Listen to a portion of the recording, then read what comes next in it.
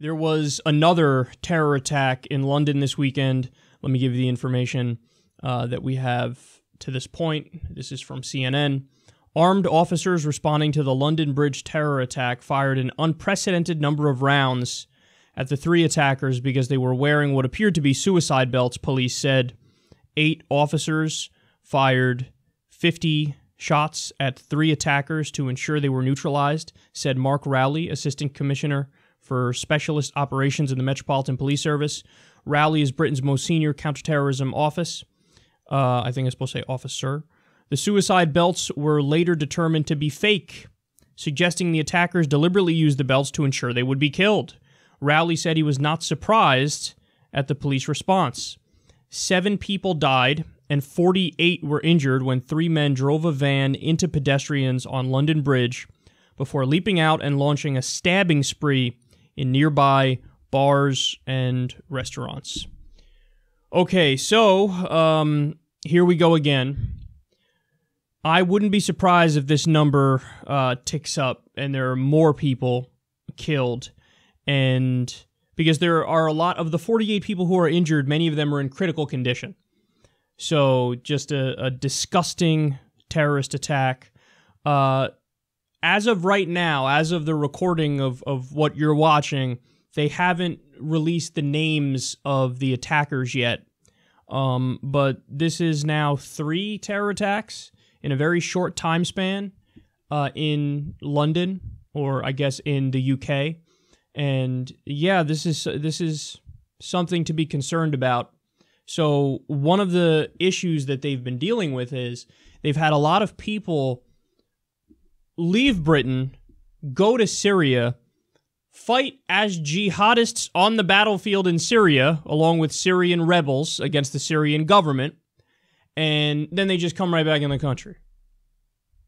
And there are, I don't know what the number was, it was 400 or a couple thousand, but there are people who are persons of interest, let's say, for lack of a better term, who intelligence officials kind of know, hey, these guys are the problem, but they keep getting away with the attack. So, look, that leads me to say, and this isn't, you could try to spin this as like a conservative position or a right-wing position or what have you, but that you need to have a reasonable vetting system for the people who come back into your country after they go to Syria. I mean, there is a civil war going on in Syria. There's nothing, bigoted about saying, hey, man, you just traveled to a region where there's a civil war, a hot war going on right now, and on the rebel side, at least 60% of the fighters are just avowed, admitted jihadists and Islamists. So that's a red flag. It's not like you're being unreasonable and you're doing, like here in the U.S. with Trump and his Muslim ban or his attempt at a Muslim ban. Like, that is unreasonable because, yes, you're lumping too many innocent people into the bin with jihadists. But to say, oh, if you go to Syria and you come back, that you merit extra scrutiny, and if there's red flags there, we're not going to let you in. There's nothing wrong with that. There's nothing bigoted with that. So this has been a trend recently. You've seen a lot of these attacks, and a lot of these people end up going to Syria and then coming back in the country. And yeah, you need to do better intelligence work, and you need to have a reasonable policy in dealing with these people. And then furthermore, now in this case, the next point I'm going to make doesn't necessarily apply because they used a van and they used knives to do their attack. But in many instances with similar cases, we see people having automatic weapons, or we see people, using improvised explosive devices. And again, those are tactics that they learn and things that they learn when they're on the battlefield actually fighting in Syria, waging jihad.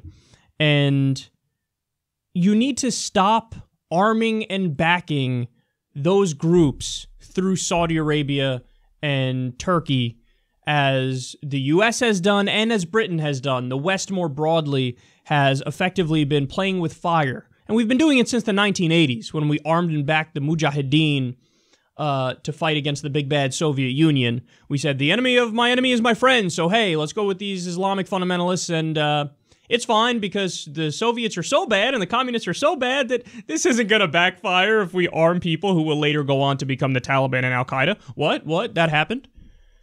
So we did it back then. We're doing it now. Sometimes directly funding the rebels in Syria.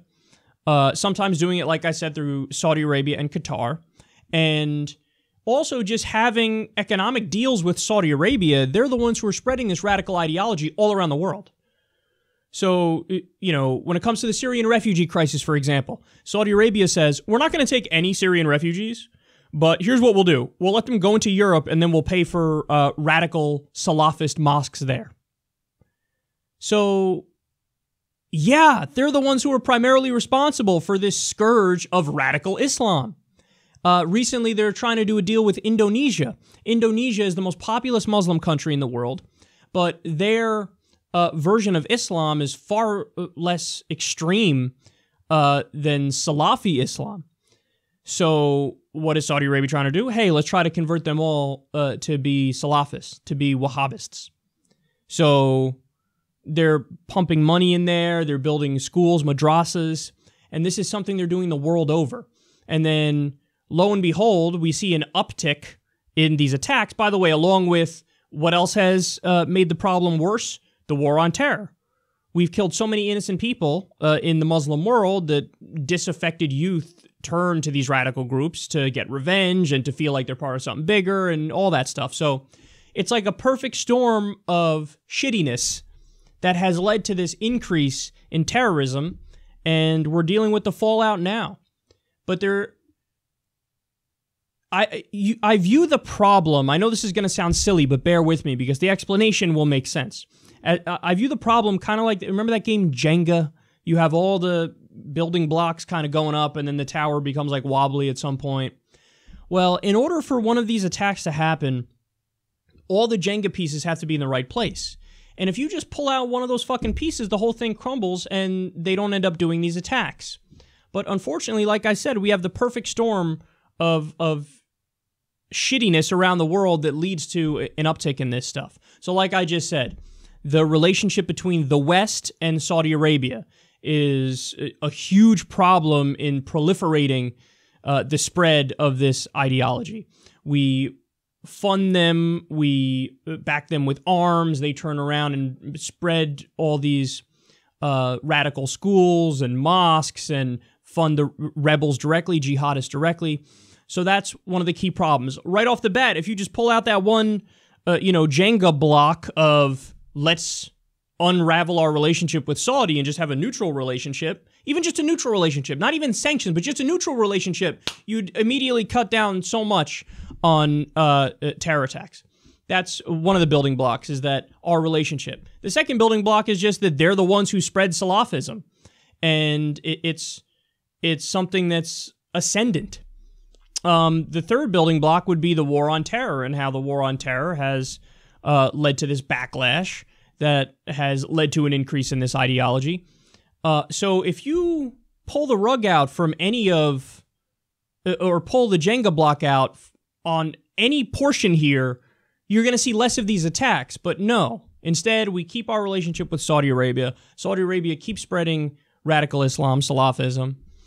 We continue the war on terror, which further radicalizes people. So it's an endless cycle of a toxic Islamic fundamentalist ideology and the people who spread it being fully funded and fully armed, and us contributing to the problem by killing so many civilians, therefore turning people against the West.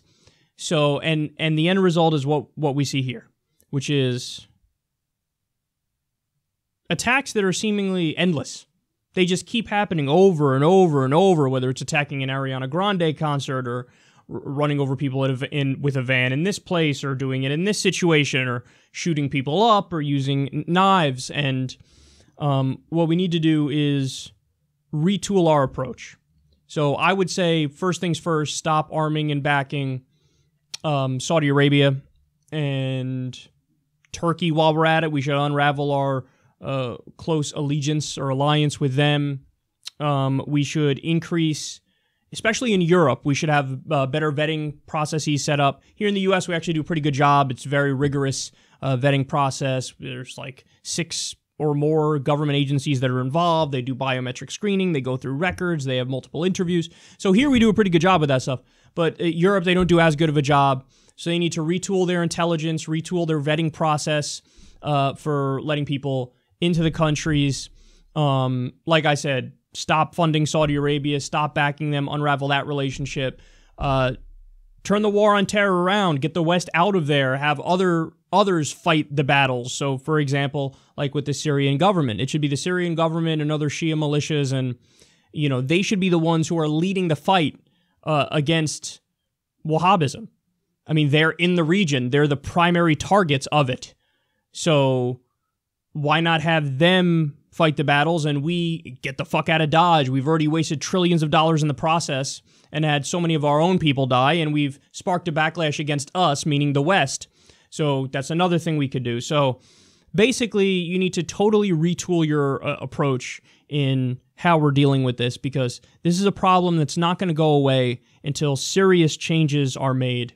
And it goes without saying, I feel horrible for all the victims of this attack, and this has happened way too much. And the solutions that the current leaders are proposing are just crazy. I mean, they're just crazy. I mean, we should also just say up front, Theresa May and Donald Trump keep giving billions and billions of dollars when it comes to money and weapons to Saudi Arabia and to the people who spread this toxic ideology the most. But then furthermore, as we're going to cover in a second, Theresa May's response to this attack was immediately, hey, let's regulate the internet. So a crackdown on free speech as opposed to the reasonable solutions that I just laid out for you. So totally ineffectual leadership. They care about business as usual more than they care about the safety and security of people in their countries. And again, it's not going to stop. This is not going to stop until you do the things I laid out. And even then, you're still going to be dealing with the problem. Just, you're going to mitigate it more. You're going to have fewer incidents like this. But leadership right now appears to be totally unprepared to deal with a big global phenomenon like this.